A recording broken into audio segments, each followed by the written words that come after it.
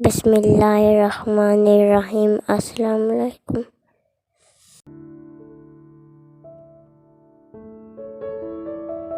اچھے لوگوں کا تمہاری زندگی میں آنا تمہاری قسمت ہوتی ہے اور انہیں سنبھال کر رکھنا ہنر ہے۔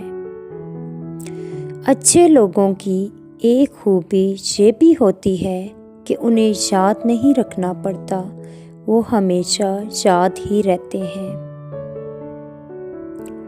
اپنوں کو ہمیشہ اپنے ہونے کا احساس دلاؤ، ورنہ وقت آپ کے اپنوں کو آپ کے بغیر جینا سکھا دے گا۔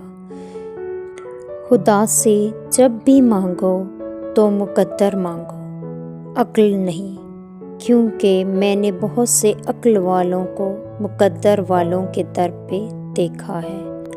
خوش قسمت ہے وہ انسان جس کے لیے کوئی روئے، اور بد قسمت ہے وہ شخص جس کی وجہ سے کوئی روئے۔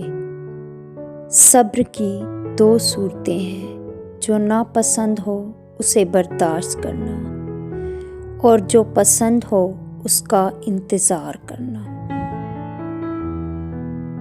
میں نے جنت جیسا کوئی مطلوب نہیں دیکھا جس کے طلبگار سب سو رہے ہیں، اور جہنم جیسا کوئی خطرہ نہیں دیکھا جس سے بھاگنے والے سب خواب غفلت میں پڑے ہوئے ہیں۔